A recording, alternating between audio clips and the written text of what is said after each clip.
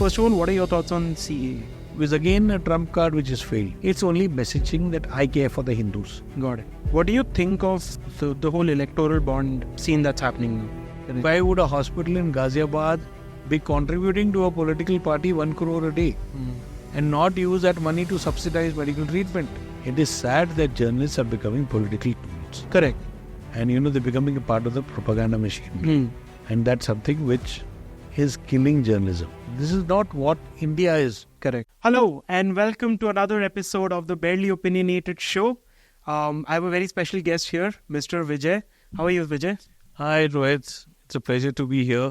I love the name of the program, Barely Opinionated, because it shows that, you're sticking to facts. And that's something which is very rare to find. And I'm glad to be here. Thank you so much. I think one of the problems, like I told you, is that although it's a good name and everyone appreciates it, a lot of people can't say it. So it becomes a problem. But anyway, so for all of you that are watching, he is obviously a veteran in the journalism sector, but his journalism career is as long as my life. So that is something to say, and I'm very, very glad that you decided to come here and talk to us about it. I want to start off with obviously your career itself, Vijay sir. You started your career of journalism at least in 1998, right? What got you into journalism? Well, see, Rohit, I did my master's in finance and I was working for an associate of Citibank for quite some time. And it was then that, I felt that there was a need to write. So that is where I started writing for the Hindu Business Line in Chennai. I was in Chennai those years. And that is how I got into writing for the Hindu Business Line and the other magazines. And that is what brought me to this field. Okay. And then when I felt that I was lacking it, so wanted to take it up as full-time, the Kargil war broke out at that time and the news channels were getting launched. Before that, we only had the NDTV. But since Zee News was launching and they did not have any Hindi-speaking person in the south, so through a common friend who referred my name, I got into Zee News just when the Kargil war had broken out. And so I started reporting from Chennai and, though I never had any official training of television reporting, but I learned on the field and, the initial team was very cooperative. They ensured that, I did my job and this is where I started my television.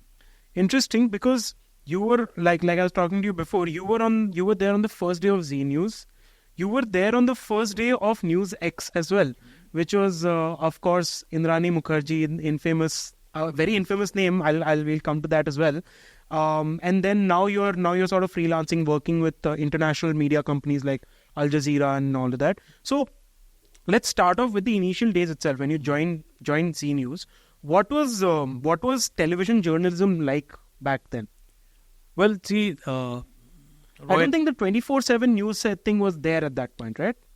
We had recorded bulletins. Okay. That is how it was. There were 3-hour slots which were repeated and updated every 3 hours. It was never 24/7 in those days. Now, the initial days, as I told you, that not only me, a lot of my colleagues never had any official television training. So whatever we learnt, whatever we experimented became the format. And that is how we were all on the air and, this is how we did it. The most interesting part of that was, we were struggling with technology. There was no technology at that time. Today you can just go off on air anywhere with your phone also. But those days it was very difficult. You had the old high band cameras, you had the beta cameras and the tape and the big cameraman, a sound recordist, and all they had to be taken along for wherever you went. So this was how it was. And Chennai being for a Hindi channel, it was not a very priority sector, I would say. So we did not even have a direct uplinking facility. So we would get up early morning, shoot, package the tape, run to the airport, give the tape to the cargo, and then coordinate. From that time, there were no mobile phones. So you had to only stand at a PCO and, ensure that somebody picked up the tape from the airport. And if you missed the cargo deadline, then you have to stand at the departure gate to find out who's going to Delhi and give the tape to the passenger and then coordinate, And without mobiles, it was like thing. But there was an excitement about it. The fact that, because you were doing a story which was going forward. Because when you knew that your story is only going to be aired in the night or next day, you had to plan your story accordingly, that it had a longer shelf life. So that was something which was very interesting about those days, struggling with technology and ensuring that what was expected was delivered. I think my Gen Z mind can't comprehend this complication of transferring data or because right now it's just so simple. Like I can just use my laptop or my phone and just go live and say whatever I want. So when you started off with Z News, what was one of the first major stories that you worked on? Well, see, initial stories, the Kargil war was just over. So we had, a very sad thing to begin off with, the fact that every second day, third day, there would be a coffin which was coming and, covering that. It made you very emotional, that you are reporting the martyrs' bodies or, the kind of support, all it's those very things. Mentally challenging when you think about, like, for example, because I have to do this and my team has to do this, we have to keep going through news and information, right? And especially now, because any and everything becomes a news, just the smallest of the things, it's mentally very draining. I'm sure at that point it was the same case. Yeah, I mean, I'm talking of an age when, we didn't have YouTube, we didn't have Google. Correct. And, kind of thing, and you had to do your own research and you would have to sit down, think. I remember, my boss had insisted that you get 7 newspapers every day, including 2 Tamil and, the English and the Hindi Rajasthan Patrika that used to come. So you're supposed to go around that, read, look for stories. It could be in Chennai, it could be in Rameshwaram, it could be anywhere in Tamil Nadu, because it was covering the events. And if things happen, then you just rush immediately and, get it done. So this was something which started off as a thing. And 98, 99, if you remember, was the year of political turmoil. We had the government fall, then we had a re-election, and Jayalalitha withdrew support. Again, we had an election. So that was a very busy period where practically all of us were on our toes. And since I was sitting in Chennai, and Jayalalitha was a key factor at that time for the India government, so it was like, pretty interesting days. So it was nice way to start off. And then we had the Sri Lankan war second stage, which was something that we saw a huge influx of refugees. I remember having spent about 20 days in Rameshwaram at that time to cover the refugee influx. And, then again from there, as I told you, the story, running the tape and, sending it to Madurai to get it uplinked. So these were challenging days. One incident that comes to mind, which I want to share with the viewers, is one day I ventured out with the naval seals. Navy seals were new, and they had an outpost called the 5th Island. And that is in the middle of nowhere between the two countries. And that is the last outpost. So I ventured out. I said I will spend the night with them on the thing and see how these two marine seals. You were alone, or you had a camera person also? My cameraman refused to come and chickened out. So I said, okay, fine. I will take the camera and go, because I could shoot. And, I said, think. So we went in a catamaran and, stayed the night. Now, bravely, I reached out there. But what happened is the sound of the sea. I realized that night. These two Navy commandos, they had their couple of drinks and they slept. I could not even imagine of sleeping. And, I just sat there the whole night looking into nowhere. Right. And, wondering what to do and, when I will see daybreak. But before the daybreak happened, I heard chaos. Okay. The sounds of people screaming. And so tell me this, before you go ahead, how many people were there with you there? Like how many Navy SEALs were there? There were the 2 Navy SEALs and me. Oh, that's only all. 3 people on the island. And, the island was just about 500 square meter area. Okay. So there was sea on all 4 sides and there were crabs all around. And, I could not sleep. I was just sitting there trying to be safe. And then around 4 o'clock when I heard these noises, I saw people wading through water because the refugee influx had started.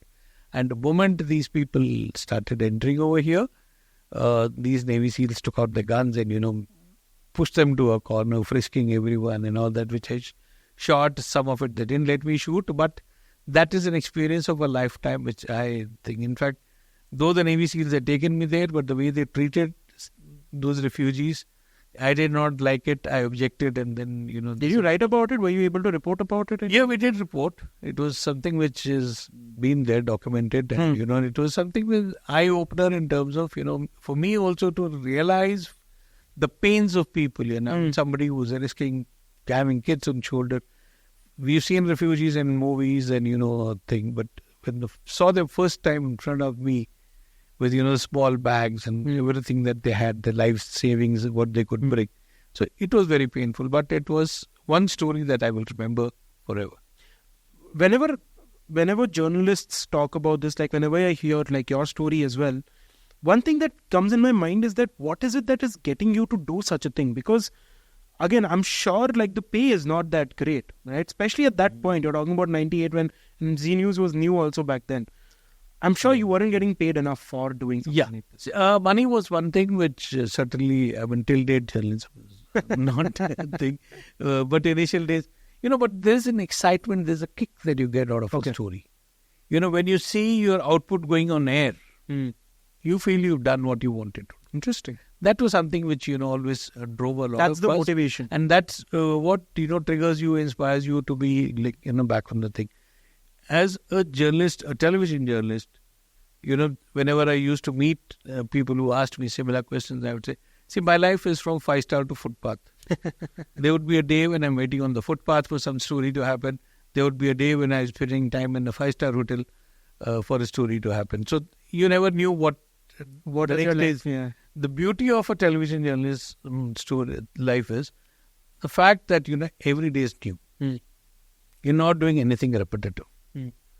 And how the day is going to pan out, you have no inkling in the morning. And, what you plan in the morning, definitely the output would be different at the end of the day. So this is what keeps you going, and this is what, keeps inspiring you, that when you've done a good story, you feel happy. I will also share one other thing related to this. When I started off, and, in between I had hopped on to Bangalore also for some time, there was NDTV, which had the uplink facilities. Then there was Aaj Tak, there was ANI, which was an agency, and Z News. There was no fifth television channel, which was there in the southern thing. As I told you earlier, we would run with our stories, with the tapes and all that. Morning, none of us would contact each other, though we all met during the day as journalists to find out what's happening, because news sharing was something which was... By that time, luckily, there were mobile phones, but they were prohibitively expensive to use so frequently. So, we would meet, we would talk, we would have lunch in the press club, everything. But till the time the story was on air, the other guy would not tell me what story he's done. I would not tell him what story I have done. So, that kind of healthy competitive rivalry was something. I'm sure you would try to get a sneak into someone else's work also. Yeah. I mean, it happened even within newsrooms that, you wanted to be different. Right. And that's what inspires you, that, you're trying to do something which has not gone on air. Right. So, I remember you mentioned about you being smuggled into Sri Lanka and back. What is that about? Well, that was another... Again, this is the early days only, right? 98, 99, LTT war. This was another kick that we had, because at that time what used to happen is, despite the heavy patrolling, diesel fuel used to be smuggled from Rameshwaram and other areas to Sri Lanka, because the power supply had been cut off. And, most of Sri Lanka was only on generator sets, for which the diesel used to go from here. So we ventured out with one fuel boat, thinking that, we will just go see... Who is this we? Cameraman. And, only you and your cameraman. Matthew was his name, and, so we just ventured out and, went in that boat. We got off there. But by the time we were still there shooting, this boat came back. And, we had nowhere to go. We still managed to stay the night over there. And it was in a tailoring unit that we stayed the night, because there used to be a lot of scrutiny and checking. But the people were nice, and, luckily, because my Tamil was very good, and I could, manage to communicate with people. So the third day, somebody arranged for a fishing boat to take us back, and that was how we came, because we had no documentation. If we had got caught, if we had been Right. caught by the Sri Lankan police, I'm sure life would have been miserable. Correct. And maybe I was still somewhere there rather than being here. So, when you're telling me these stories, I'm just thinking about, like, there's a debate, right? Like, of a journalist in a studio setup and a journalist on the ground, right? That a journalist on the ground is the real journalist. The Yeah. journalist inside the studio is just like sitting and chilling and just doing what they're getting, right? What do you think of that? Well, the initial years was like, where the journalist on the ground, and most international channels operate on that, because he's your eyes and ears on the ground. He's the one who's got the facts. He's the one who's got the reality. I mean, today also, when you see what's happening in Gaza, or when you see the kind of importance and the significance that is given to a ground journalist, that is very important bit of journalism. Somebody's taking his life sitting over there, going out on the field amidst not just war, I'm saying even in other political scenarios, because you get the pulse at the ground, you don't get the pulse in the studios. But today, unfortunately, at least in India, television has changed dramatically. Stories are being cooked in the news. Stories are not only cooked in the newsroom, I would say they're fed from somewhere else. So that is something which is, very sad part of journalism, where we've seen that, the reporters on the ground are only just to establish facts for you, or, something to defend what story needs to be put on air. So that's a huge change, which I don't think so is the right way forward. Okay. Anyway, I'll come to that later. There's a lot to cover in your life itself. Now, when you were moving, so you were there with Zee News for about 10 years. And in that 10 years, you told me that one of the biggest stories that you did was the tsunami of 2003 in Chennai, because you were in Chennai itself. And you're one of the first ones to sort of break the news and show the reality of what's happening. There's the drone shot that you're talking about. I saw that as well.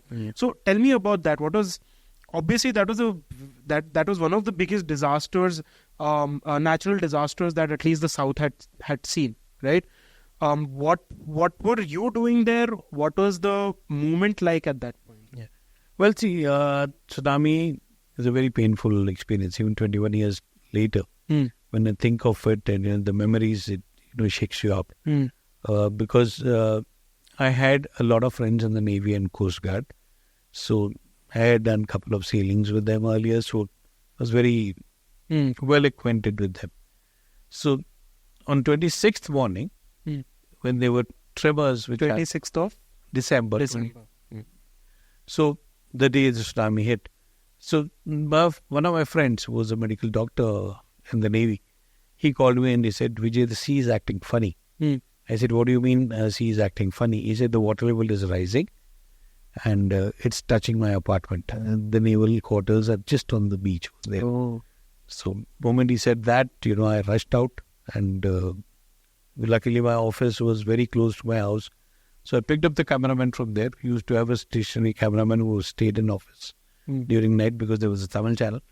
So we went, and by the time I reached the Radhakrishnan Road end, where the DGB office, for people who are familiar with Chennai, will know, I saw a car, a Ford Icon, standing against a pole, and there were people screaming, there were boats on the road, and the whole sight shook you up in terms of it. And didn't, frankly speaking, I left the steering of my car. I didn't know how to react.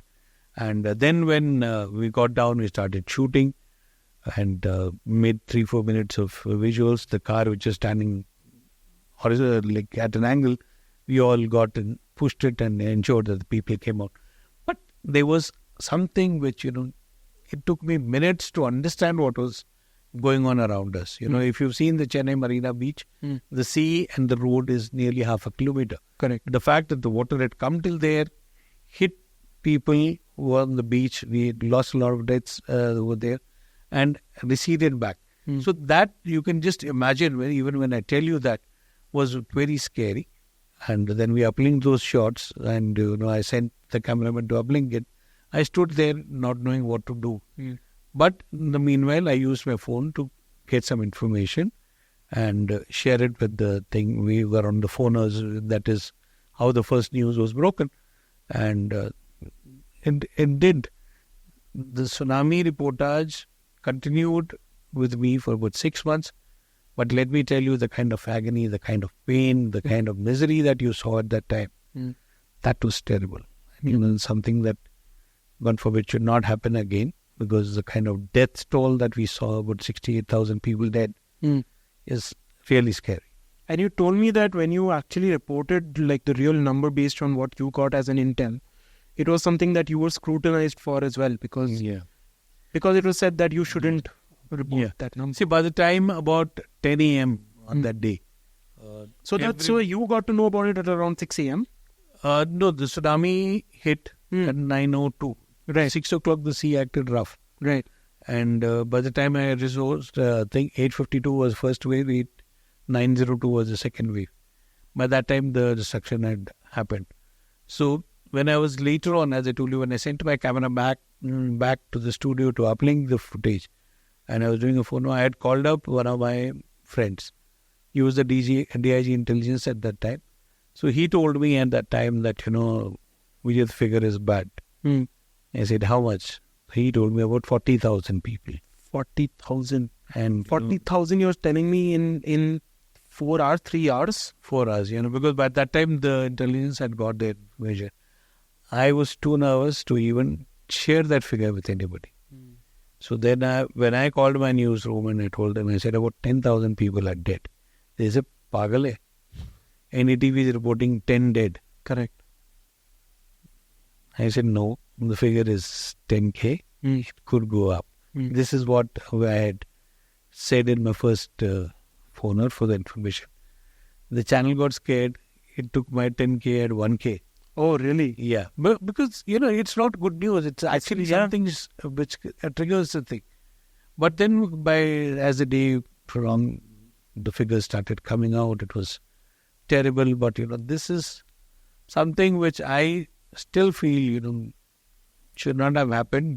But it's really unfortunate that, we had to report something like this. Okay.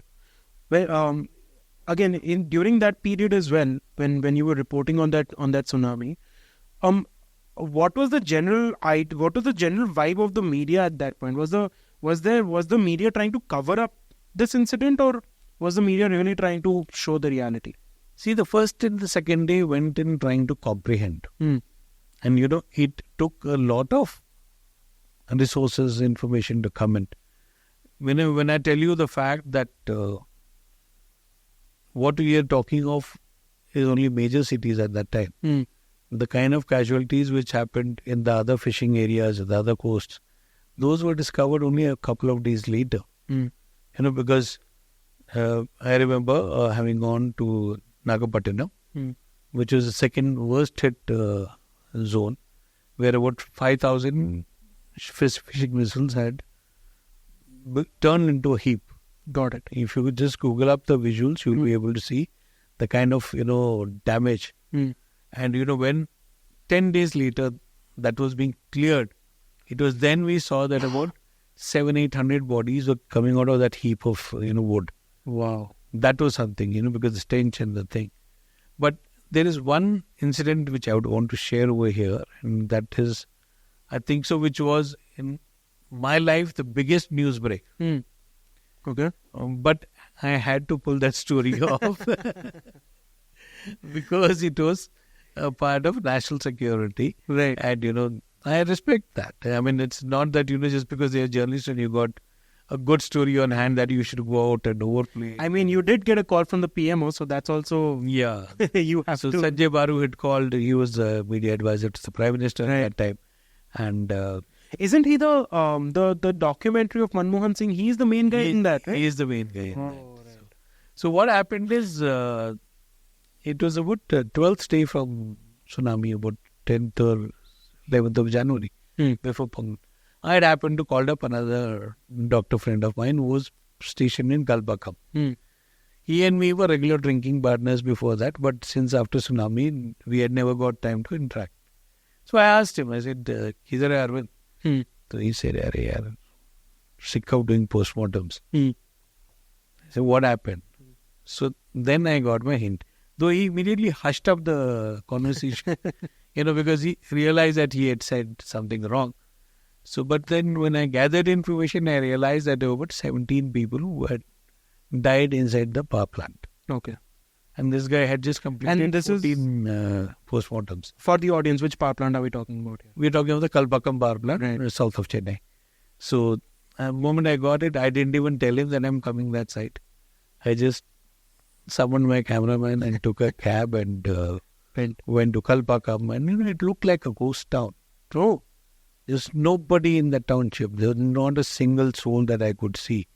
At the gate, there were 4 or 5 CISF Jawans who refused entry. And then I had to put up an act there that I'm coming searching for my brother as I'm not able to reach him. I didn't tell him I'm a journalist or whatever kind of a thing. I just pretended and I got into the township and then I saw the scale of damage. It was pretty... So how did the damage happen and what? The tsunami had hit and the part of it had gone into the power plant. Though the reactor itself had not been damaged, but there were other areas where casualties had taken place. So armed with this and the footage and then there was a refugee camp for them. So I went over there, got enough evidence, because I am still of the old school which believes that, if you're putting a story out on air, it should have enough substantial evidence to escape any legal scrutiny or a mistake from my part. So once I was done, I had the visuals of the township, I had my own establishment PTCs over there, and then I had the engineers who were in the refugee camps corroborating what had happened. So then I broke the news. And then when we went on air with that, it became, actually a real big news. Okay. But even as I was reporting it, the phoners were in, the phones started ringing at all the right places and the wrong places to put the story. So, okay. So, again, we understand the seriousness of it, but for the audience, could you help them understand why was it such a serious thing and why was national security involved in this? Well, see, the fact is a nuclear power plant and if there is any, God forbid, unfortunate incident that happened, you had 60 lakh people in Chennai, which was just about 50 kilometers away. Correct. And, the fear of radiation was something which could have triggered. But more importantly, the fact that the calls came were to ensure that there is no panic. I respect and appreciate the fact that, the PMO took note of the story and they ensured that, we had, though I kept repetitively saying in my phoners that, there's no damage to the power plant, no threat of that, the fact that it come from there.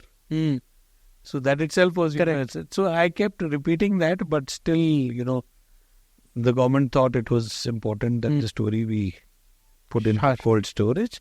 So we put it in a cold storage at the end of the day and, but the PMO was very nice in terms of arranging a visit the next day for my satisfaction. To show you that show me that it was all fine and along with me some more media people also came. So it was very nice. I mean, I really appreciate that, the government of that time did take care to ensure that, there were no doubts left in anyone's mind at the end of it. In your journalism career, you've seen 6 different terms of prime ministers and 3 different prime ministers. Oh, well, Vajpayee was there, then terms of his, then Manmohan Singh 2 terms, Mr. Modi 2 terms. Yeah. So we now have 6 terms of third term. Also.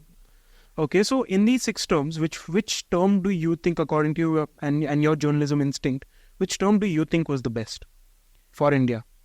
See, for India, if you look at, the kind of growth story that happened during the UPA, I think so that was something which was very nice. And each one had its own hallmarks. I mean, if I still were to credit Vajpayee for, the kind of work that he did for the government, it was, trying to build relationships. His bus journey to Pakistan, these kind of things.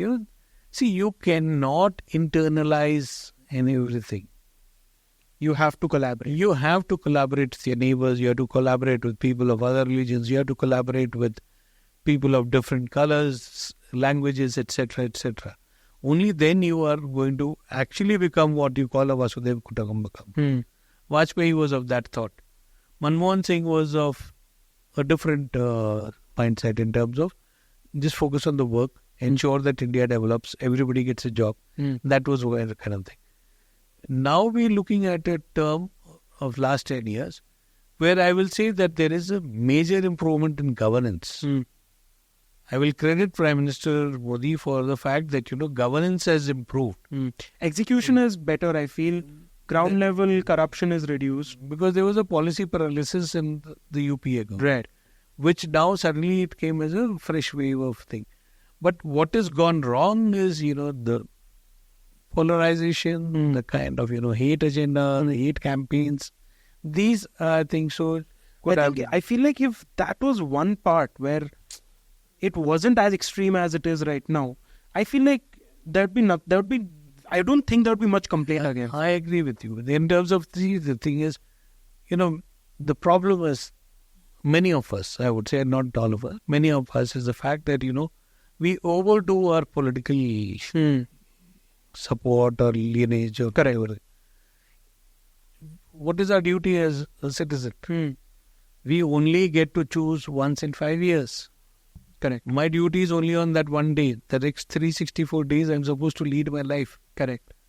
But the fact is, you go to a tea stall, you go to Kerala especially, or you go to Tamil Nadu, people are only discussing politics the whole day. Correct. Funny you say that because we have a group also where we discuss things and we have named it Chai Tapri because people come to Chai Tapri and discuss politics, right? Yeah. That's fine. But anyway, sorry, continue. Yeah. So, the fact is, I feel a lot of us are actually overdoing our political roles. You today cannot have healthy political debate with your friends. Family WhatsApp groups, you leave them because, your uncles and aunts and everybody is having their own... Too polarized, yeah. So, you're not comfortable there.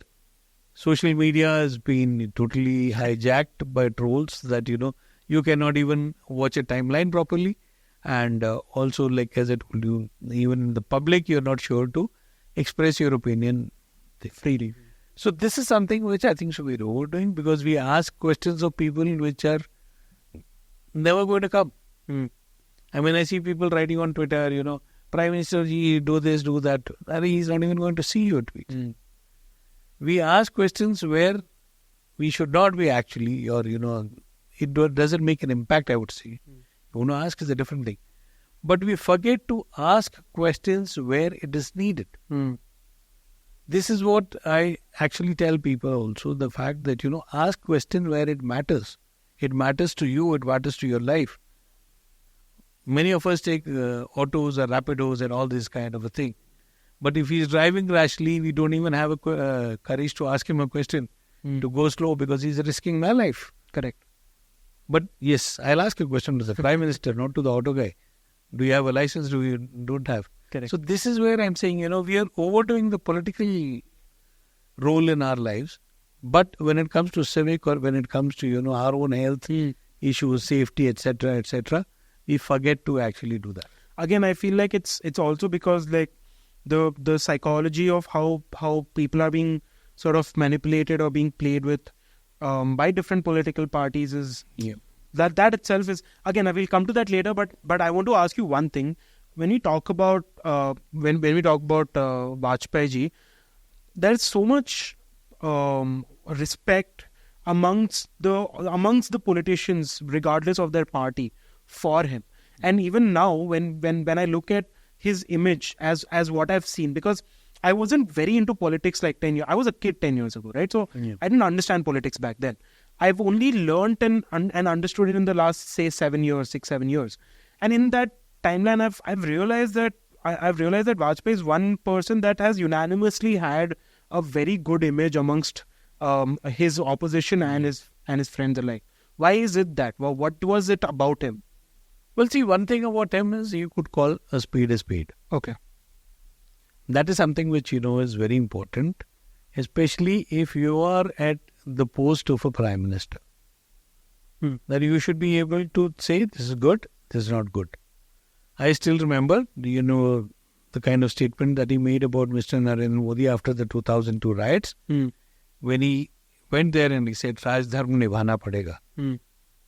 It's the duty of the king to ensure safety and protection for everyone. Correct. And that happened just after the 2002 riots. For him to tell a chief minister of his own party publicly in media glare, I think so that made him stand out in terms of, being ethical, being open, being bold. That is something which is one example about his governance. The second was the fact that he worked closely with the governments in the past. And, because if you remember, even Indira Gandhi, when she had to send somebody to United Nations, she had chosen Atal Bihari Vajpayee to address. I mean, never was a leader of opposition given the duty of defending the government and the country in the United Nations because his oratory skills were amazing. So this is where I feel that, the kind of openness that was there in thinking, that was very important. And the fact that he was a poet, he never made bones about the fact that he loved his fish and, an occasional thing. So this was something where, you project yourself as what you are. You don't try to project yourself as what you are not. And that's something which is very open in his governance also. Though there was always that campaign of India Shining, which was being projected before the India government fell, he never believed in it. Correct. So was it, again, when we talk about leadership in the BJP from the 90s to now, it's majorly been Atal Bihari Vajpayee and L.K. Advani and Murli Manohar Joshi, right? Mainly these three, right? Yeah. And then, of course, now Modi, Amit Shah, and they are the new ones. But I feel like, based on what I've understood or what I've learned, it's the L.K. Advani and Murli Manohar Joshi that sort of took BJP to this angle that it stands at right now, and not Vajpayee. See, Vajpayee was never a part of the temple agitation in a big way. Correct. And that was something which... But it definitely benefited him. It definitely benefited him, no doubt, because the fact, see, the party is grown on that Ram Mandir issue and grown on, the Uniform Civil Code and all these issues. But the fact is, how you come across as a person is very important. He maintained his status as the head of the government, that he never partook in all these kind of, activities. Like the Rath Yatra, I remember L.K. Advani had taken out. And I was also very young at that time, and I remember having seen... How old were you when the Rath Yatra? I was... 92. 92. I was not into journalism at that time. Yeah, of course. But when I saw this thing in Mumbai, there was... I remember... You were in Mumbai back then? I was in Mumbai then. So one guy took out a knife, cut his thumb and said, "Ye khud ka tilak." Advani just held his hand and put it down and he said, "Jab zarurat padegi bang lunga, abhi rakho." So, that kind of maturity, there was no rhetoric even at that time. Though the temple movement was being built, but the fact is the rhetoric was very, very less. This is one incident that I've seen. Today we see the other way around. Correct. There is only rhetoric and nothing else. Correct. You have people going around dancing in front of mosques. Why? I mean, the basic question is why. So that is where, you see this paradigm shift in this political showcasing of, how the movement is being taken. It doesn't serve any purpose, but the fact is, people enjoy doing it and they continue to do it. But you say that you were in Mumbai during the Rath Yatra. Yeah. Maharashtra had the biggest amount of riots and chaos that happened. Even the death toll in Maharashtra, I believe, was the highest because of Shiv Sena. Shiv Sena, right. Do you have any knowledge? Do you have any knowledge of that at that point? Do you have anything on? Well, see, I was there in Mumbai for a couple of years, and during that time, we saw Shiv Sena was very aggressive. The riots had happened before I moved to Mumbai. Okay. But the scars were still there. But I'll tell you, despite all this, there was one face of Shiv Sena which still comes to mind. There used to be a shortage of refined oil. Okay. At that time, early this was in 1990, close to 91, 92. Okay. So there was a shortage of refined oil. I remember the Shiv Sena guys going, breaking open shops, selling the refined oil at MRP. It used to be sold higher. That is, they had their power, they had their clout, but they ensured that the People were taken care of. Till date, if you go to any Mumbai suburban station, you will still find auto rickshawalas in discipline. They don't haggle like, see in other cities, because that is the kind of culture which was incorporated with them. The Jhunka Pav wala stalls, which was given as, employment opportunity for a lot of unemployed youth at that time. I mean, see, these are things which have become today a hallmark of Mumbai. So you have the Vada Pav guys who are, earlier Shiv Sena cadre who do this, affordable food. And then you have these auto guys who are in queue and, there was Shiv Sena cadre who were, ensuring that there's no hoarding of oil and nata and all that. So that is one phase of Shiv Sena which I remember. Okay. And, I really appreciate that, they actually care for... Today, how many of us care? If we are doing our political rally, I care a damn if there's an ambulance behind or, Right. there are people who are suffering or the children who are not able to go to exams. Right. It doesn't happen. You have a right to protest, I agree. But the fact is, it should not impact people's life. Right. Okay. Okay. Coming back to our discussion and your life itself. So we spoke about the tsunami in 2003.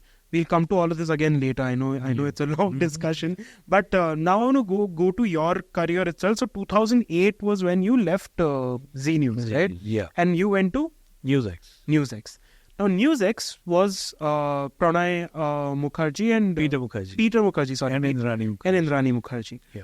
Now these two again became infamous, and recently there was a Netflix documentary also on Indrani Mukherjee. But I want to know your story of how did you get into NewsX and what, and how close were you to these two? Okay. So a couple of my colleagues had moved from Z News to NewsX, and same time I also made a move a little bit late.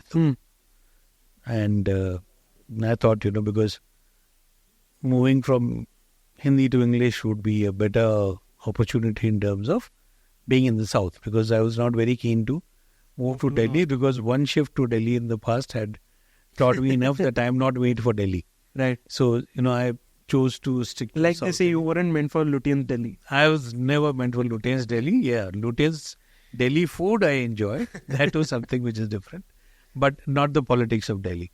So then I moved to NewsX and had a very interesting start to my career. I remember Veer Sanghvi was the consulting editor, and we met up at the Taj here, and he made 4 or 5 people for heading the South. Again, Veer Sanghvi is for the audience. Veer Sanghvi is a very famous journalist, Right. now a blogger and writer. And but at that time, he was a consulting editor of NewsX. And before that, he had been in the Times. So now what happened is, Veer interviewed and he said, when can you join? I very happily said, on the 2nd, I'm on. So 6 days later, I was there at the office over here. In Bangalore. In Bangalore. And the moment I went, and some of the friends who had referred me in and got me in, none of them would pick the phone. Okay. And I didn't know whom to report to, and I called Delhi and Mumbai. We had 2 offices headquartered in Mumbai and Delhi. So none of them would answer my phones. I was wondering, 10 o'clock I sat down, and then one office boy gave me coffee because I knew nobody. He gave me a cup of coffee. He said, sit. My first cup of coffee over, second cup of coffee over, nobody picking the phone. I'm sitting in a room all alone, nobody to talk to. And then this guy comes and breaks the news to me. Sir, The peon. Sir, Delhi office mein kuch jhagda ho gaya hai, police aaya hai. Oh. I said, what a way to start a job. That, you go to an office and, there is a whole thing. And by afternoon, 2 o'clock, I came to know that of all the 37 people who had been fired that day. 37 people were fired that day. And 7 of my friends who were there from Z News were in the list. And then, I didn't know what to do. I think the back of your mind, you start calculating the EMIs that are running, my monthly this. So then I said, okay, fine. You got onto a roller coaster ride.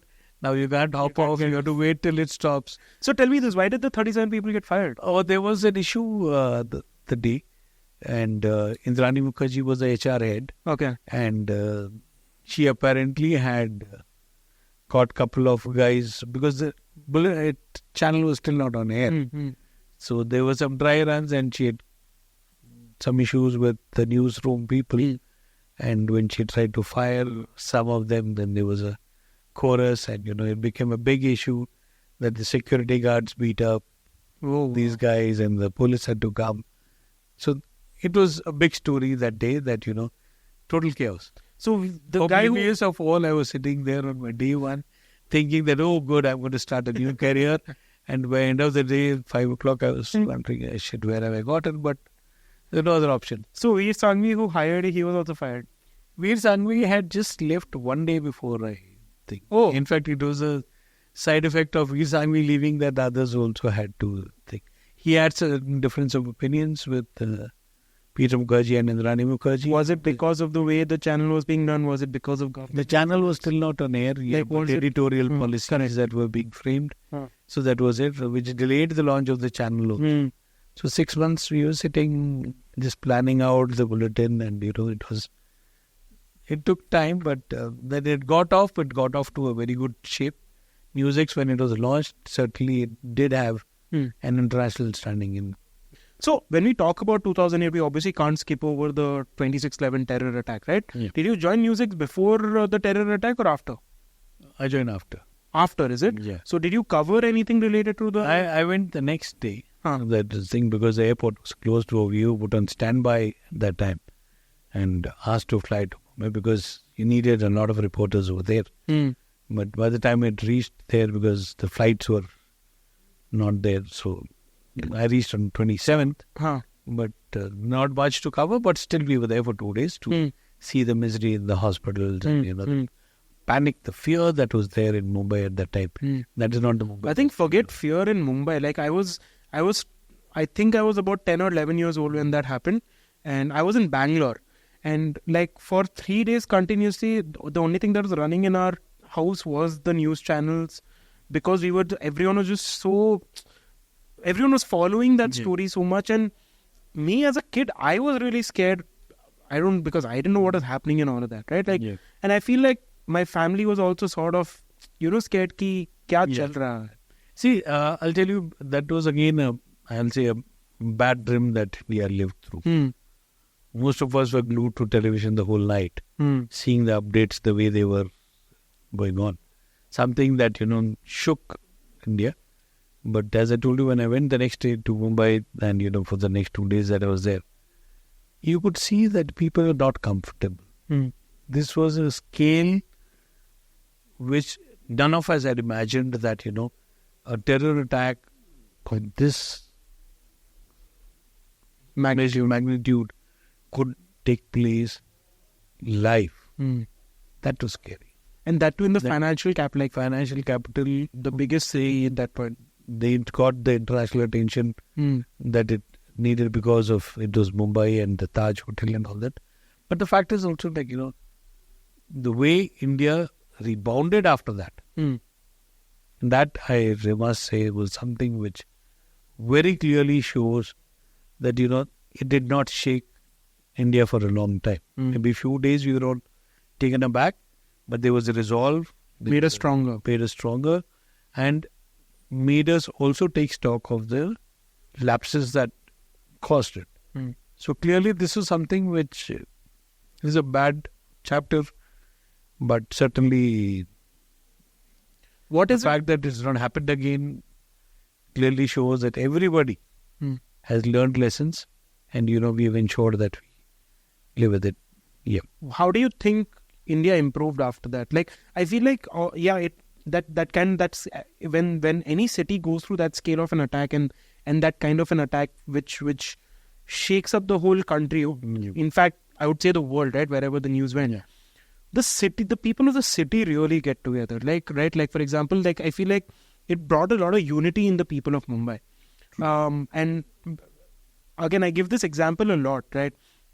When you look at the unity amongst people, tragedy brings the greatest unity amongst people. That's exactly the thing. See, the thing is, the way people, the rich, poor, Marathi, Gujarati, Tamil, whatever it is, Mumbai is made of. Now a lot of UP walas also. But the fact is, everybody at that time was holding on to everybody. Nobody reacted after that. That was the strength of Mumbai.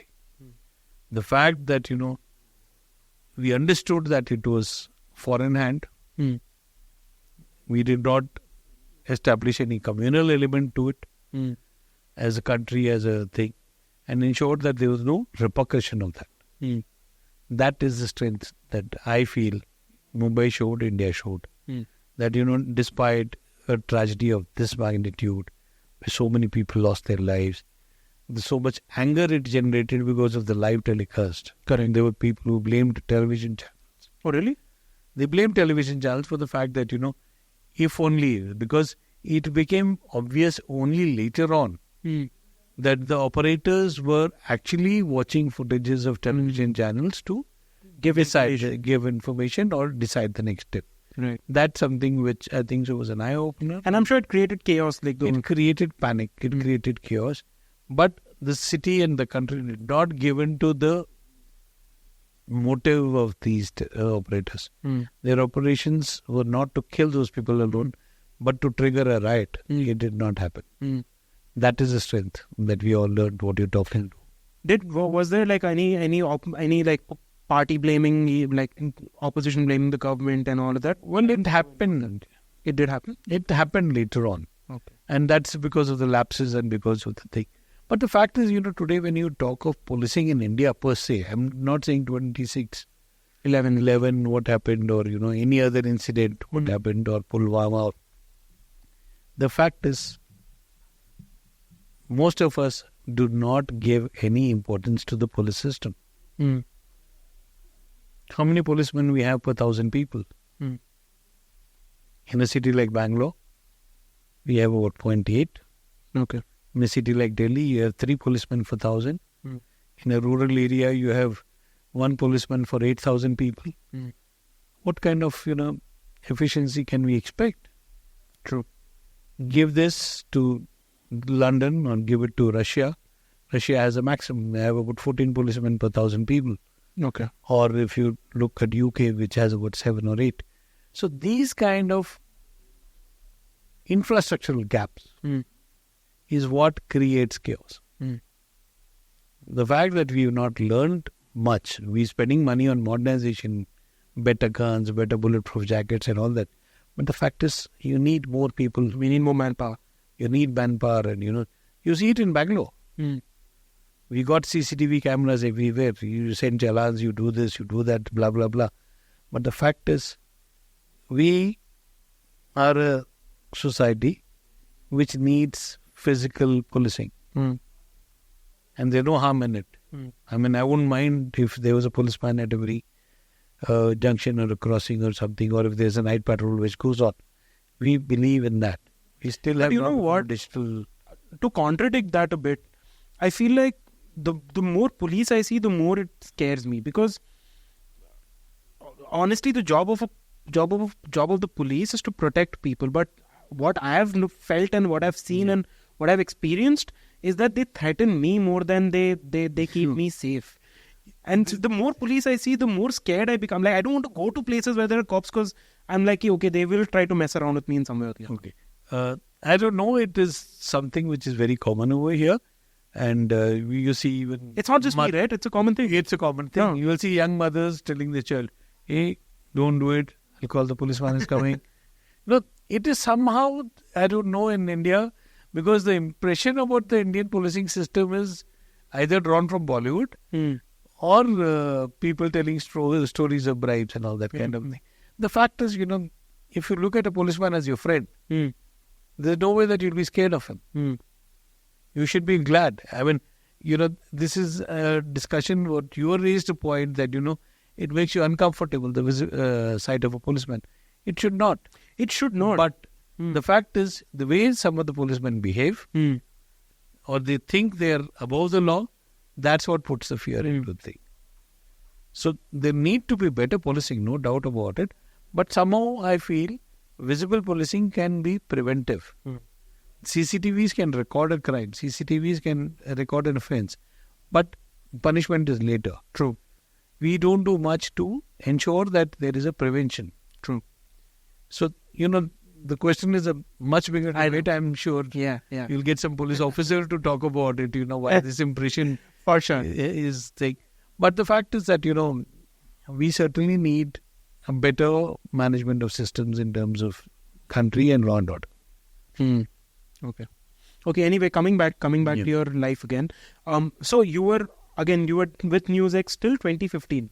Till 2014. 2013 end December I put in my papers, by Jan end. Got it. So 2008 to end of 2013 you were at NewsX. Now I want to talk about these two people as well, right? At that point they were very powerful as far as I understand. Were they or were they not? Well, see, Peter and Indrani, if you're referring to them, they were pretty influential. Peter himself was like, the television guru. Right. He was a wizard. I would Correct. say that in terms of marketing, selling television in India. He, in fact, with his initial innings as Star, he is the one who brought Star to India. He was the head of Star, right? Head of Star. So when he fell apart with Murdoch, then he got into this. Now the fact is, no doubt, I had not seen a smarter man, Peter Mukherjee, who could actually change Television. business or television. And I had opportunity to interact with him quite often till the television channel was launched. Okay. Because we ideally said, "Arey, kya kar raha Bangalore mein? Aaja." So I call over to Mumbai, spend a couple of days brainstorming, and then get back to work over here. So that is what I learned a lot in terms of his skills, his management, people management. Very flamboyant, very lavish lifestyle. So that was something that was thing. Unfortunately, the channel did not take off well in terms of generating revenue. And 9XM, I don't know if you heard of it. Yeah. So there were 3 9XM channels. was also part of 9XM and NewsX were the thing. 9XM was a money spinner. Correct. Because it was first time in television that you had a music channel without people interface. There were 6 or 8 people who used to run that channel. It was all animation and, I remember. I used to watch a lot of 9XM. So 9XM was a money spinner, but 9X became a disaster. One, because it didn't have film rights. Second, Ekta Kapoor's Mahabharat version that she lodged bombed very badly on Oh, okay. So that basically Tanked the... the entire thing. And after that, things started going wrong for Peter and thing, because there were a lot of investors who had put in the money, lot of money. I remember 150 million, something on those days. Yeah. So Temasek was from Singapore was one of the biggest investors. And when there was a slowdown which happened in 2013, all the investors started pulling the money back. That's when he realized that, things were not going to go far. So he sold off the channel at that time to somebody from Indore, whom I cannot name, but the thing is... Why can't you name? Oh, Is it a secret? it's not a secret though. You can't take that person's name. I can't take the person's name. So... How about you Google and tell me what that name is? So the thing is, he was a front for somebody very big. Okay. So then things started going. Just Google and tell me. I think I know what he's referring to. So just Google and tell me. You can't take it, but I can, right? You can, even I can take it. It's not an issue, but I'm saying it. You want to... Because he was a front. Right. The other person. Huh? Yeah. Got it. So then it was like things started going wrong. Salaries getting delayed. For 3 months you were not paid your salaries and that kind of thing.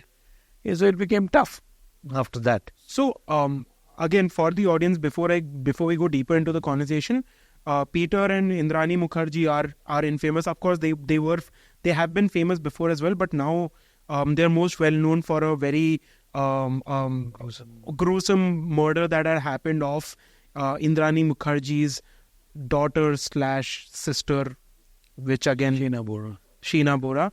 And there's a Netflix documentary that was recently released about this whole thing. So if you want, you can check that out as well. That's what we're going to be talking about. So what do you think was... So you said Peter Mukherjee was a very flamboyant, very smart. He knows television very well, right? Yeah. And it is said that there was a lot of influence of Indrani Mukherjee on, after a point, what Peter Mukherjee was doing and how this business was running as well. Well, see, even at that time, Indrani was looking after the HR operations of NewsX, and that was something where she was involved for some time in that thing. So we interacted with her a couple of times. But never in my dreams I also imagined that there would come a day that, when I would have to recall the face for something as gruesome as that. Which was not... Peter was very, very different. Indrani was someone who was not very open about thing, and very short-tempered, very... Have you spent time with Indrani Mukherjee as well? I've seen her at the workplace. But not particularly not spent. particularly. With Peter, yes, we spent. So, when it comes to Indrani Mukherjee, okay, so 2013 you left, and all of this case I think happened in 2019 or 2018, right? So now that this whole documentary released, I saw the documentary. I knew the story before as well. And when I saw the documentary and when I read the opinions that were coming out of it, most of the opinions were all about how this whole Netflix documentary was sort of whitewashing Indrani Mukherjee, right? It was about whitewashing Indrani Mukherjee completely. Whether it's the entire story was from her sort of a point of view, right? Did you watch the documentary? I did watch the documentary. But, and what did you think? I somehow could not relate to what was being said. Okay. So that's why I will say I watched it half-heartedly, kind of a thing. Or maybe sometimes you do not want to have that big connection or belief for somebody who you worked with in the past. So that was the thing. Because see, as far as Peter is concerned, I knew him. His brother Gautam Mukherjee is a good friend. Okay. Till date, we Who is it? So it's something where, it became little thing. But the fact is, it's very unfortunate that this kind of an incident happened. What triggered it, why it happened, who were the real people behind it, you don't know. Nobody knows. Though there's been an investigation, there's been a case which is going on and all that kind of a thing, but I still have a inkling that there's something missing. Something which has not still come out of this entire thing and may never come out. Did you cover this at any point? No. You stayed away from it? Because I was not in active television at that time when all this happened. So I never got a chance to cover it because after 13 I had taken a little shift from television. Right. So you believe Indrani Mukherjee was involved? Yeah, because evidence is all pointing towards her. And, the circumstances also point to her because somebody who was in such good lifestyle, I would say, suddenly was in, huge debts and kind of thing. You also never know what could have triggered what. So that's something where, a lot of other facets will also be there, which have not come out in the investigation because, as you said, the real investigation maybe will happen later. But one thing that was prominent, one thing that is prominent across different such cases is the media trial that sort of happens, right? See, that's something which, happened in a case also because, there's too much of a media trial. Too big a media trial, I would say, in terms of thing from different, be it Sushant Singh, be it... Correct. These were cases which people had prejudged. Right. Or the media made us prejudge everything. Correct. And see, the fact is, crime is a crime, and no doubt about it. But what triggered a crime, sometimes that element gets lost. And that's something which, has happened in this case also. Right.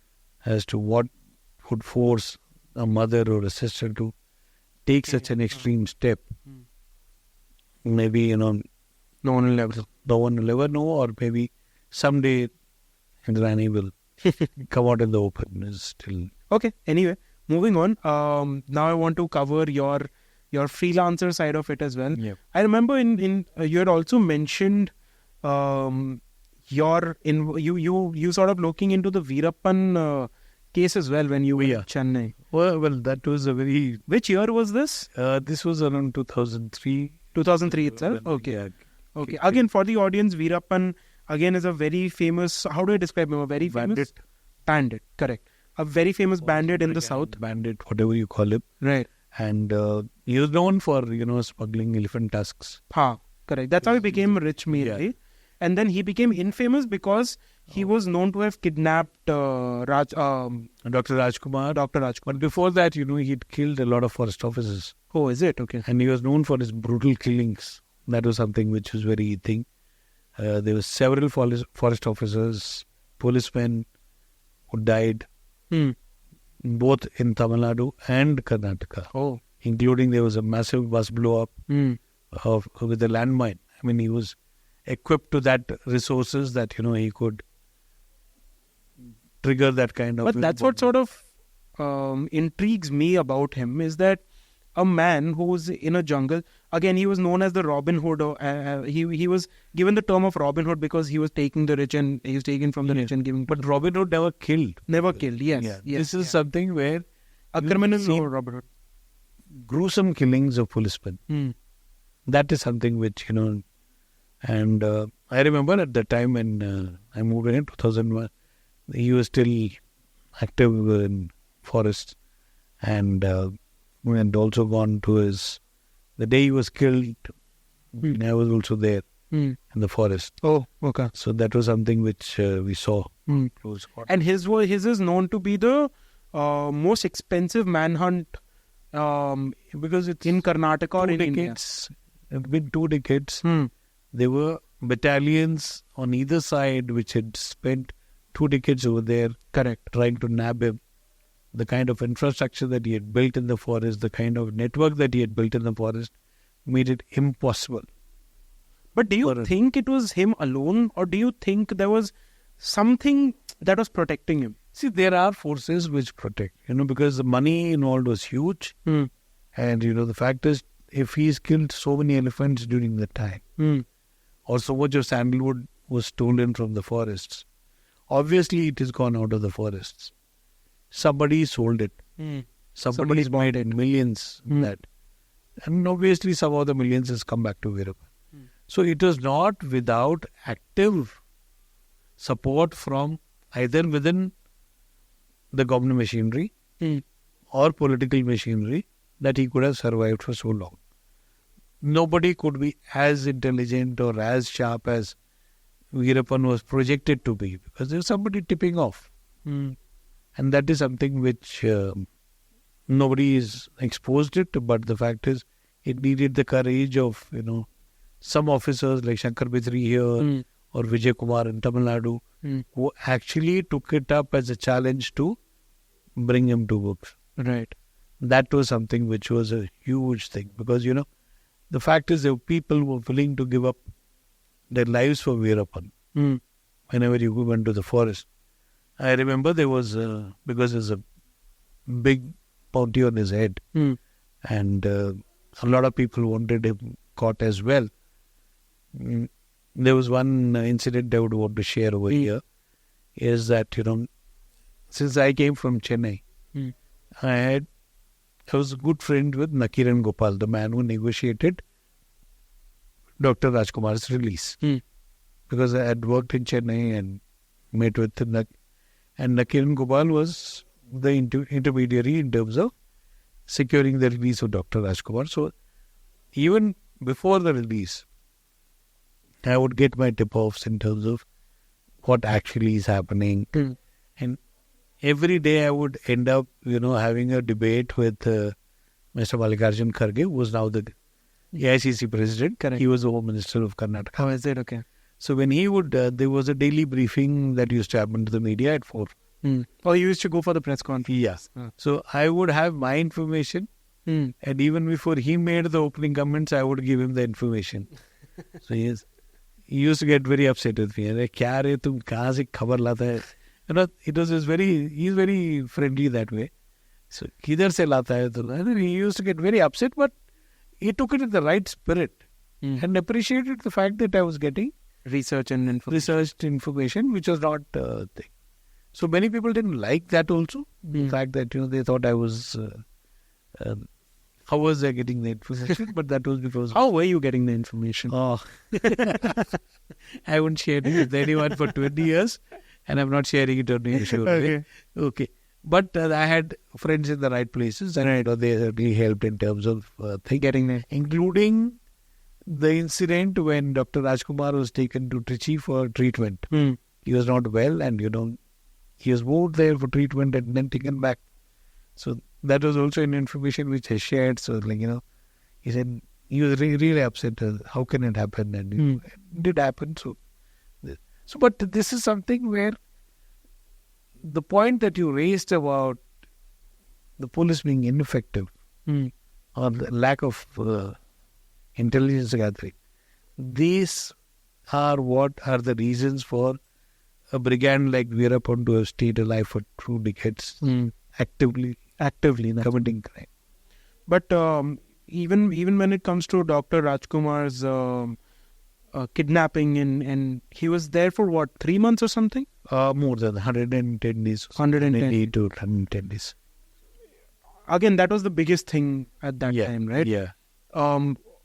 What was the perception around that whole thing? Because how can something like that happen? And how can it take so long? Dr. Rajkumar is an icon. Correct. Okay. And people of Karnataka worship him. Correct. People of Karnataka love him for, what his contribution to Kannada culture, Kannada movies and, society itself is. And he was a very humble person. A role model. Role model, I would say, because I also met him when he was released. And not somebody who could have harmed anybody. The fact that he was kidnapped itself was a big shock in terms of a thing. He didn't have any enemies, sworn enemies as, a Salman Khan would have, or, kind of. So that was something which, very shocking. And it evoked a lot of sentiments in people of Karnataka at that time. There were active drives to secure his release. People intervened. Rajinikanth intervened at that time. He became an intermediary. Like Kiran Gopal was involved. D.K. Shivakumar was involved. My God. So all this was happening during S.M. Krishna's time. And finally it was released. Though, again, the reasons why he was kidnapped, how he was released, there's still, are grey areas. And I don't think so people would want to even hear about it. Okay. I won't talk about it more then. Anyway, moving on. I want to come to your career now, which is as an independent journalist. You work with 2 major international media companies. First of all, how, again, before 2014, after 2014, before Modi, after Modi, how has journalism changed? How has the air around journalism changed for you? Well, things are very different. At that time when we launched the channel, and I told you earlier, we were struggling to get resources. You did not have uplink infrastructure. You did not have high technology cameras. You did not have, the best of mechanisms to think. We still went in an old ambassador car by pouring water on the roof so that, the car remained cool. And that is what is the kind of thing. Today, things are different. You have technology which is available, state of the art in terms of thing. But the passion and the commitment of that era, I'm not talking about myself, I'm talking of everybody who worked in television in that era.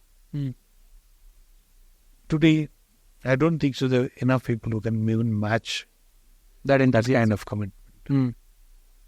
And that is something which is a sad part because, we cribbed for resources because our timelines were I had to effectively work from 8 to 4, then ensure that my tape reached Delhi by 8 o'clock, and then wait for the next day. Today, there are news breaks which can happen even in the middle of the night, and you don't have the people who are involved. As I told you earlier, we would hide stories from our best friends. Correct. Today, the same footage is available to me within half an hour. It is everywhere shared. Yeah. So that kind of, owning up of story, I think so that is missing, because, at that time, my story was my story. I will not share it with anybody at any cost. You do the follow-up later. But today it is my story. Today it's nothing, I don't want any controversy. I've done this story. I will share it with 4 friends so that all of us put the story out. And not one person not get one implicated. person. Yeah. So this is one thing which is there. And then again, at that time, a newsroom was reporter-centric. The people on the ground, at that time I remember, there were only 19 ground reporters that Z News had in 2000, 2001. But these 19 people who were in the bureaus actually decided what would go on air in the evening. There would be a long call and, discuss, and plan would be made as to what would go on prime time. Today it is different. Correct. Somebody sits in the studio and says, boss, my show has to have this. Correct. I want people like this. I want guests who will talk like this. It is no longer the kind of, discussion of ideas or debate or thing. It's just putting an agenda out, trying to ensure that every panelist or the audience listens to what I have to say. That is something which is the biggest change that I have seen in the last 1 decade. Even in terms of the stories that are being talked about and the reporting that is happening, like, of course, now you have the Godi media, right? What do you think of that? Like, is that something was that also common in, say, the Manmohan Singh era or even before that? What was it? See, Manmohan Singh era, things were very different. The media was very aggressive. I remember 2013, the Prime Minister was coming here for formal handing over of the Tejas, I think so it was. Okay. So that was the first prototype thing. And the Prime Minister came 2 hours late. By that time, half the media, we had decided to walk out of the event. Oh, what? It was 2.5 hours we were sitting in the sun. Okay. And how can the Prime Minister take the media so lightly? How can he, delay us like that? And we made a point very clear to him. And I appreciate that Manmohan Singh, when he had heard of it, because Sanjay Baru came running before and he was baith jao and don't do this, don't boycott the event. So the Prime Minister was very modest. He got up and he said, I apologize, I've hurt you people, made you wait, and I'll ensure it doesn't happen again. But there was something urgent about a cabinet thing which had come up, so he had got delayed because of that. So that was the kind of media which was there. And that is where we also understood what the government is. Today, you cannot even expect. Yeah.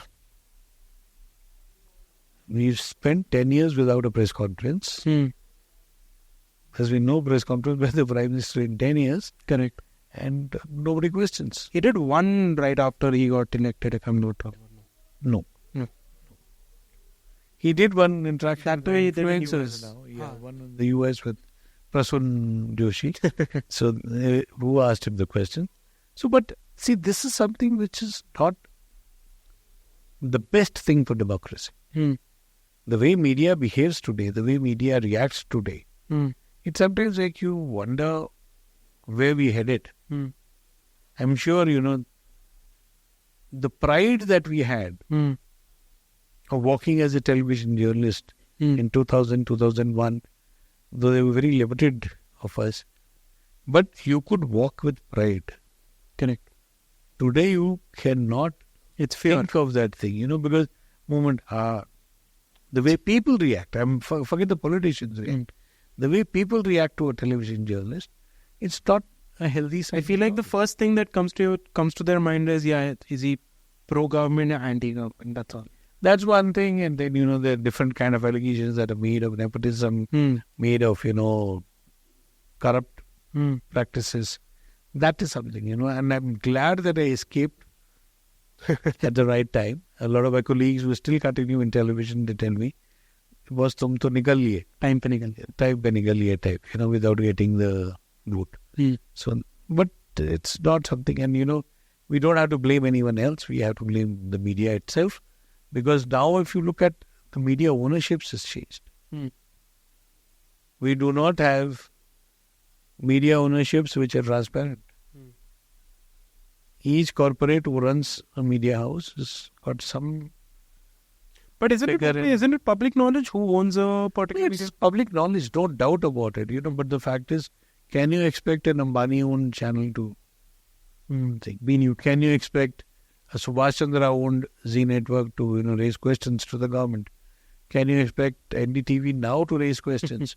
So these are questions which can no longer be asked. In 1999, we did one story of fuel adulteration. Okay. That was at Sri Perumbudur. And that time, Reliance Petroleum was the target of that investigation. Okay. And this is 99, you're saying? 99 end, I think so, yeah. Okay. We were doing something of, how petrol adulteration. That time Dhirubhai Ambani was only controlling it, right? So, even while we were standing where the oil tankers were, there is one guy comes, knocks off our Maruti van and goes off. Oh. We were all down, but we saw the red Maruti van being... So that kind of things happened. It happened in movies, but it happened to us. There was no major thing. It only toppled and fell. Wow. Then we had to put it straight and drive back in the same. So that is, kind of things which happened at that time. There was a fear of the media. Today, you tell a reporter to go and do a story against someone, he'll say, I'm resigning, I'm not doing. Correct. So that adventurism is over. That investigative stories are over. Z News, we used to have a program called Special Correspondent, which was only investigations. I don't think investigations happen at all at this point. Like, I hardly see any good investigations happening. Hardly anything goes on air. And in fact, I also remember at the same time now that you're taking me back down memory lane. So, I see 813 when, hijack happened. There was this is when? Which year? The hijack happened in 98, but later on we traced a guy who had actually taken photographs inside the plane at Kandahar. Oh. So somewhere somebody came to know that this guy's still got those photographs of the hijackers inside the aircraft. And I had run all the way to Tiruvannamalai. But why didn't he make it public? Why didn't he sell it? I don't know. That's weird. Yeah. So I had driven through the night to Tiruvannamalai tracing this man, where he was, what he was, and even then he was not willing to share those photographs. So it was like, there was an adventure, there was an excitement about this whole thing. It did not yield results, but the fact is that, it was something that drove you to go that length to do that story kind of thing. Today I'm thinking, if I get it on my desk, if I get it on my phone, I'm willing to share it. That is my share of investigation. Correct. So that has changed. That's something which is... It's scary also, like as someone who's actively running a company that sort of puts out stories. We don't do investigations per se, but what we do is we amplify information, right? And that amplification itself becomes scary for us to do because you don't know what is going to trigger what and who is going to get triggered by what and true. See, sometimes you never know the repercussion of what you're doing. Correct. And that's something where, you need to draw the balance. And as I told you earlier also, as a journalist, the main thing is establishing facts. If you don't have the facts with you, you're rogered. And that's something where, even in this Kalpakam story, till the time that I went, saw for myself, shot it myself, got supportive sound bites, people on camera, Only then I had the courage to air it. Put it out. Oh. That is something where, that balance is important. Today you can just run a story and then withdraw it later on and say, Sorry. it was an error, sorry. No, people don't even apologize or say it was an error. They just forget about it. Like that, you, especially for example, the famous Bollywood cases, two of them, one being Sushant Singh Rajput, the other being that drug case that happened with Shah Rukh Khan's son. Yeah. Those two cases, the information was completely botched up and everything was being made up from here and there. That was very the Vankade guy's investigation or the handouts that he gave to the media or something which was very... See, most of us do take policemen in good faith. But sometimes when, you're not sure about your source, it's better to actually step back. But in the competitive thing, where TRPs matter and, the only thing is, will I get that much revenue if my TRPs go up? That is something which is very skewed. And that's something which has put television in bad light because, even jokes are about TRPs and not what the content was. So that is something which needs to change. We have better reading systems now. We have better tracking. But unfortunately for television now, the ad support is gone, at least for news. How many TV ads you see now? Except during election time, you don't see television channels filled with ads because the advertiser does not want to stake his credibility. It's usually the government ads that a lot of the... It's only the government which is bailing out the news channels. Correct. But for how long? And again, not just the central government, state governments also. Yeah, because they're the only ones who are interested in the news thing. And that's why you see the news is now overloaded only with politics. Correct. How many times have you seen a sports bulletin? Correct. How many times have you seen economic affairs being discussed? How many times have you seen civic issues being discussed? Nobody. Because the money is coming from politicians to run the channel. So it becomes the channel's duty to project these politicians. It's a quid pro quo that we are seeing. Okay, anyway, but coming back to your career as a freelancer who's working with the Western media, there's a very skewed perception of the Western media, which to a certain extent I agree with, right? Like, for example, the way they present India and India's stories. For example, whenever I read an Al Jazeera article or a BBC article or a Reuters article, they always refer to the to Modi government as Hindu majoritarian government. So that is a very triggering thing. Although it might be reality, but to show it and say it in that way, that is something which certainly is you can't go I don't think anyone would have the courage to question them, question them, of course, but then no one would have the courage to go to the US and be like, okay, Trump is a white majoritarian. No, it happens there as well. Right. It's not that maybe their democracy is stronger in terms of taking criticism in the right way. Okay. White supremacists is what you refer to. Exactly. Trump supporters, and it's written there as well, and that's the way we refer it. And see, this is a perception that the government has created. Oh, is it? I mean, a Hindu majoritarian, if somebody is writing it, because this is how the impression is being created. Today, if you look at more than the media, the social media, the way India is projected is something which I think so the government of India should have taken some control on this entire thing. You cannot be looking only at vote bank or, communal elements to, look at your growth. The fact is you're talking about a country where people are traveling so much more often now compared to 20 years ago. So many of us go to get jobs or, so we are everywhere. Indians are they're everywhere. But the fact is, even when we go there, you see in a cricket match in Australia, people are shouting Bharat Mata Ki Jai. You are Australian citizens. At least I appreciate you're saying Bharat Mata Ki Jai is a different thing. But if you aggressively support an Indian team, being a UK citizen, you're actually going to ruffle feathers. So that's something which, is something which needs to be, how we project ourselves, how we balance ourselves is very important. When you say Vasudhaiva Kutumbakam, which means a global citizen, you have to learn to behave like a global citizen. Correct. That's something which a lot of people lack. And when you talk of the international media also, sometimes it does not project India in the way it should be. Though we try to correct it. There was a small incident that I want to share here.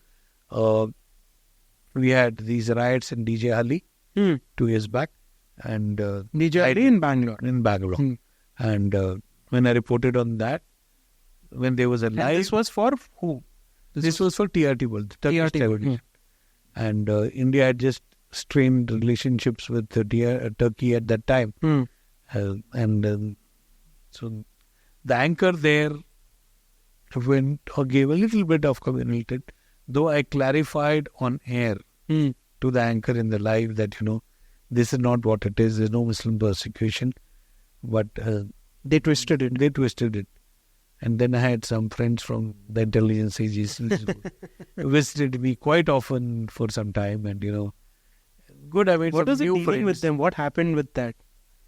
With the IB... with the investigations, I mean, they just wanted to get my point of view as to, they wanted to be sure that what I had given as a story, was it right? But the fact is that didn't they force you to stop working with them since something like this happened? No, not really.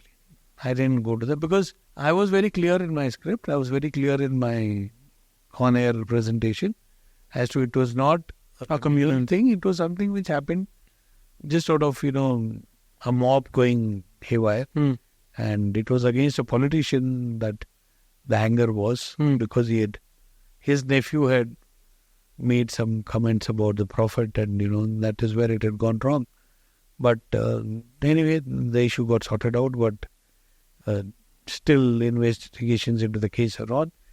But this is not what, as you said, we need to look at bigger perspective and, try to understand that, today in the world of internet, what happens in India cannot be hidden from the world. Correct. What happens in the world cannot be hidden in India. So we need to get more news friendly in terms of, WION has made a good change. We must have seen the WION channel now as international anchors, to be able to give it a very global thing, or DD India, which is the comments, globally. So this is something where, I think so is the way forward, that you don't take personal, border disputes or something as one element of the thing. You look at it from a global picture. But when you talk about journalists now and anchors now, I feel like the people that are really thriving and the people that are really getting famous and getting the accolades are the ones that are talking very positive. Like patriotism is what it is right now. Like patriotism. Jingoism. Huh? Patriotic jingoism, I would say. What is that? I don't know that. They only make noise.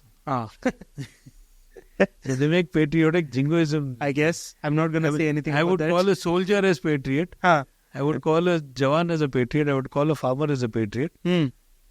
But not a television anchor. Oh, makes sense.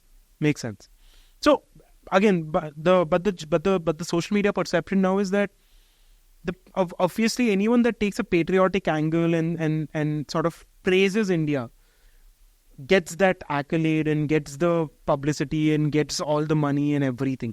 And that is what you see with all the recent journalists that are coming out. Whether you look at obviously the traditional ones like Arnab Goswami or Rahul Shivshankar or Navika, all of those people. I'm sure you've worked with all of them. I worked with Rahul. Sure. And not a very pleasant experience. But even when you look at online also, there's this one lady, Palki Upadhyaya. Do you know about her? Palki. She was with WION and now she's on the first post. She's also at a point I think 2 years ago when I was following her at WION, she was doing good journalism. But then suddenly there was a complete flip in the way she was sort of telling her stories and portraying her stories, which completely changed how her perception in my mind is, which is terrible. It is sad. It is sad that journalists are becoming political tools. Correct. And, they're becoming a part of the propaganda machine. And that's something which is killing journalism.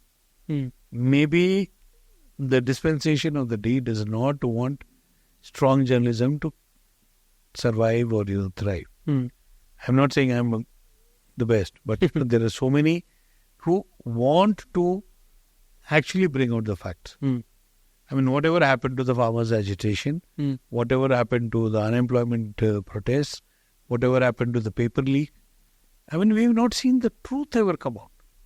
What do we see? If there's an issue, if there's a crisis, you have the two different ends of the political spectrum debating it out. Who's lost? The real voice is lost. There is no discussion. There's no productive discussion. It's either like... You do not even see the aggrieved party on air. Correct. You do not see the victims on air. You do not see the perpetrators of... You'll have a BJP, you'll have a Congress. BJP, Congress, AAP, all these people. They'll just come debate. A din, and the real issue gets lost. And ultimately, every discussion at the end of it boils down to, okay, parties will blame each other and then communal angle will come into it. Muslim, Hindu, done. That's all. That's all the discussions will be. So this is a very sad thing. As a journalist, if I feel that today a question paper has got leaked, then what? I would rather try to find out how it got leaked. Correct. And not have the BJP blame the Congress and the Congress blame the BJP. No, it will be... the blaming will become religious then. Or some Muslim guy leaked it. Some Hindu guy leaked it. That is the next level when, the issue is becoming still out of... Correct. So this is not what it is. This is not what India is. Correct. I'm saying forget journalism. Journalism, when you say the fourth pillar of democracy, is supposed to have a duty to people of India. It is not supposed to have a duty to the government, politicians of India. Today, if there is a huge issue like water crisis, why are we having, mudslinging of the politicians? Why aren't they carrying their things and going and trying to find out solutions to the problem? Instead of blaming that the previous government did it, the previous government says this government did not know how to handle it. It's not giving me water. Blaming each other is not going to get you the water. The government launching 4 apps to get over the water crisis, what sense? The Karnataka government launched it yesterday. What is it going to do? 80% of white people don't even know how to operate the apps. How many will download them? Another important thing about the water crisis was the rainwater harvesting that we spoke about, right? Yeah. Rainwater harvesting is not something that's happening. I think you mentioned, or I remember reading it as well, I think about 80 to 85% of the rainwater is not being harvested properly at all. See, this is what I was coming to. We have made news. We have made news elements only political. Whereas, if you just go to any other country today and, look at a newspaper, it would have civic issues on page 1 or page 3, where the people's grievances do matter. Here, people's grievances don't matter at all. We are now in a system which is politically driven and the media is only keeping it politically alive. If rainwater harvesting has not been mandated, why is it that the newspapers slept over it for such a long time? The government data is always there. When it says that any plot or any complex of over 200 square meter, rainwater harvesting is mandatory. What were we all doing for so long? Every paper, the leading establishment has civic reporters. What were they doing? They only report about the fight between corporators and the corporation. That is only news stories that come out, or there was corruption issues that were raised. But did the corporation officials check? That doesn't come out. I got an eye-opener of this way the government works during COVID. The government had appointed me as one of the task force members during COVID. The most busy days of my life were during COVID. But when I went out and saw for myself, the public health centers had no infrastructure.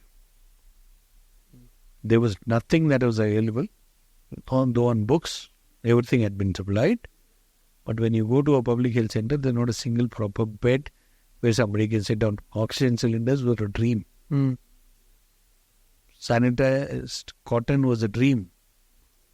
That was the ground realities. So, this is what we need to get into. Good journalism doesn't mean political reporting. Good journalism means connecting with what the people want and what the people expect from the society. And showing the real problems that people are facing. That's what the rainwater harvesting, the issue that you raised. Today, is something, it is created by us, including the people, the government, the officials, everybody. If only rainwater harvesting had been implemented when it was mandated in 2008, you would not have this crisis today. And it's there for us to see. The biggest rainwater harvesting mechanism is in the Mysore Palace, which has, I think so, about 2 crore liters of water in store at any given time. Wow. So this is huge tanks built under the lawns of the Mysore Palace. We have a similar thing in the Vidhan Sauda, which has rainwater harvesting. If these two infrastructure buildings could do it, why not the others? Correct. Why not private hospitals? Why not private hotels? You see water tankers being bought. Because there's a mafia which operates the water tankers. They do not let these kind of implementations happen. So this is something where, you need to report, highlight lapses. That's something where we failed. That today as entire city and, a state, we are suffering with the drought of, this kind of level, which is unexpected. And if you build 10,000 apartments, every builder comes out, builds 10,000 apartments, 6,000 apartments. But why not rainwater harvesting? You want to give swimming pools, Olympic-sized swimming pools to your residents, but at least ensure that rainwater harvesting had taken place. Then you would not be into this crisis of where IT professionals are asking, work from home because they don't want to stay in Bangalore. It's very ridiculous. So, again, you were talking about the COVID era that you had to go through. Coming back to our journalism discussion itself, when you talk about journalism in that during that time, I remember that again there was so much chaos, but then on the television things were trying to be shown in a different light. The reports that were coming out, like people were the ground reality that was being shown, say on Twitter and on social media, was completely different from what television was showing. See, well, television is all about visuals. But was it also, I also wonder, was it because, maybe to give them a benefit of the doubt, was it because that they didn't want to create chaos is why they were sort of downplaying it?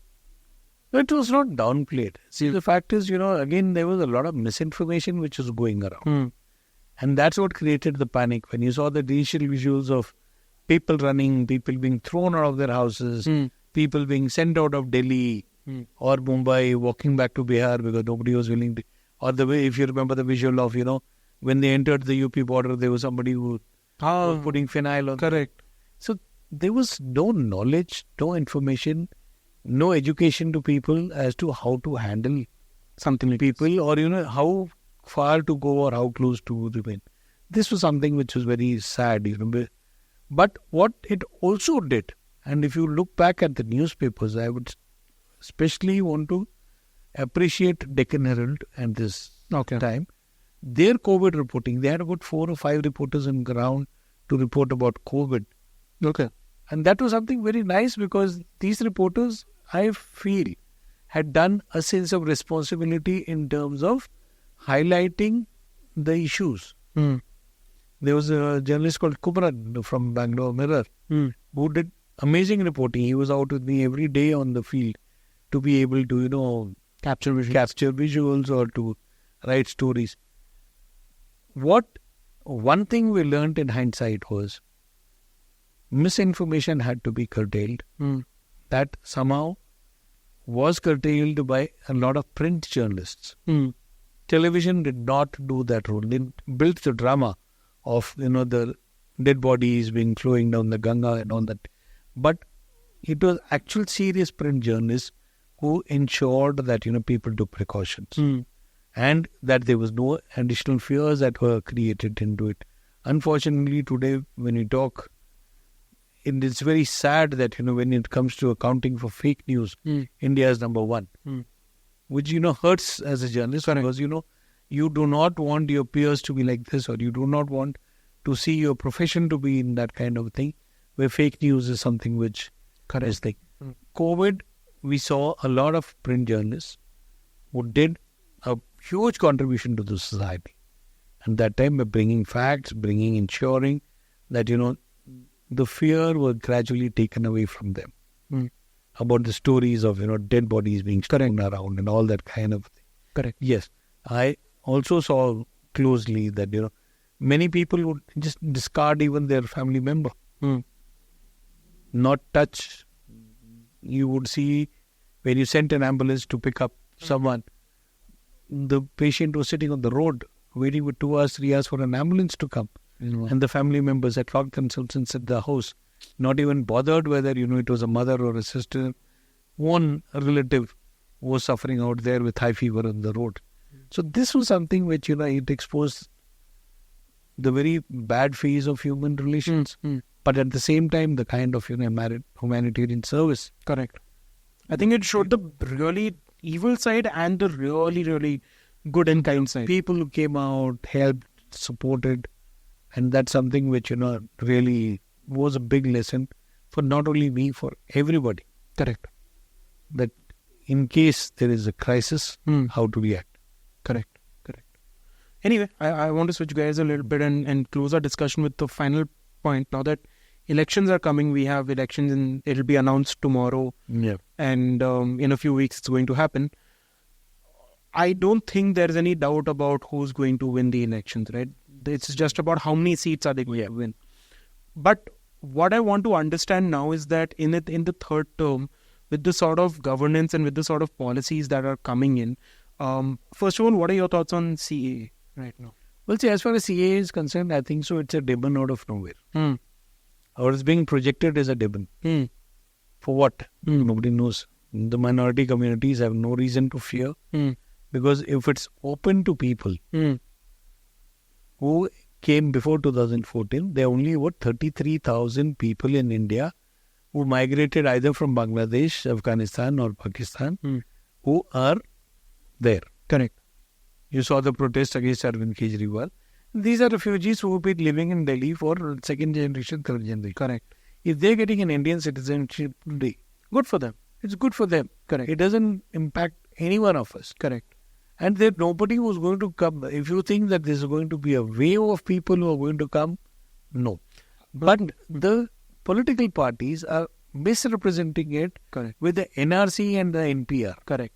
That is something which is wrong, But CAA by itself, I think so, was again a trump card which has failed. I don't think so it is going to make any big changes. I have seen families in Rajasthan who moved from Sindh of Pakistan, stayed there illegally.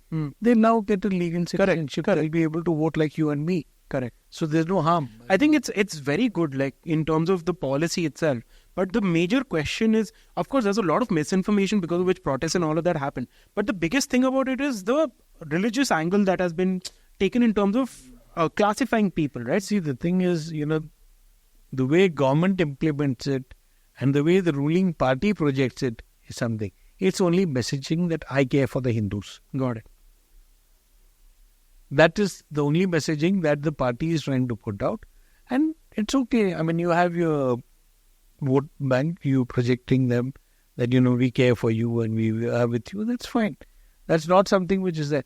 But to put fear into people's mind or put fear into minorities that today CAA has come, after the government comes to power, NRC, then we bring NPR. And that you feel is irrelevant. That is irrelevant. It is such a big country. It's an ocean of people who've been here for every Indian who's here. It's equally a home. To say that, one community will be wiped out, sent out of here, that is never going to happen. Nobody can do it. And that's something which, I can also say. And that should not be politically exploited either by the ruling or the opposition parties. Correct. That's what I'm saying. I told you earlier, we leave too much of our life, too much of our feet into our politicians' hands. They don't do anything. Correct. We've put them on a pedestal where it feels like they can't be touched. Yeah. So that's not the thing. I mean, that's something which is, yes, democracy is in danger because, we've given them that kind of liberties to play with our lives. But the fact is, today, I think so, the educated, the youth especially, understand that, be it politics, be it religion, are not as essential as much as is a good career. Correct. And, good health for the family and a sporting and entertainment. This is what people need. People don't want to see a politician every day. And, should not also, because, you cannot let someone else's ideology dictate your life. It's impossible today to have a healthy discussion or a debate. Correct. In a group of friends or family. You can't even have that with your family, It's very unfortunate that, we brought ourselves to think. Having been in Tamil Nadu, I've seen what Katta Panchayats were, where, the village elders would sit come together, discuss this or that and all that, and then take a decision. So we are not being informed any longer by discussions and debates. I think so. The youth especially should come forward, keep politics away. What's hampering growth, what's hampering their careers, they should actually spend time discussing all those things and, ensure that, they're able to guide their own friends, relatives and the siblings in a much better way rather than, take it to a communal or a religious or a political angle. Interesting. And what do you think of the whole electoral bond scene that's happening now? Well, it's quid pro quo which is exposed. I'm glad it has come out, and I appreciate that the Chief Justice mandated that it came out, because what was happening till now was all speculation. Now it's out. What is God? Why would somebody give? And as you were also saying, that Ambani, Adani names are missing. Correct. But the fact is, why we talk about them? I'm surprised that there are smaller companies like Yashoda Hospital, which is given bonds of 1 crore a day for so many days, 182 days. Why? Correct. Why would a hospital in Ghaziabad be contributing to a political party 1 crore a day and not use that money to subsidize medical treatment? Correct. So where is it? Why does an Aadhar Poonawala has to give 52 crores to the government and not reduce the Covishield prices? Or given that kind of money to, for free vaccines? So clearly there is something which, is making all of us think differently. Your outlook to this report may be different. My outlook to the report may be different. His outlook to the report may be different. Each one of us will try to... There are different ways to analyze it kind of a thing. But the most unfortunate thing in this entire report is that medium and small level businesses, why were they spending so much money on political parties? Have they even done their basic CSR? If they had so much money at their disposal, they should have built schools. They should have built ambulances they should have bought. They should have done infrastructure around their thing. Not give it to a political party and escape. Why did they do it is a question. Who gave it? Who benefited is secondary. We need to ask ourselves that questions as to, these organizations were given, what is their credibility? What is the financial bottom line? And if I have shares in any of those companies, why have I been shortchanged? And why did not a Navayuga or a Mega give me my share dividend rather than give it to a political party? So this is something. So everybody will have a different take. It is just early days, early hours.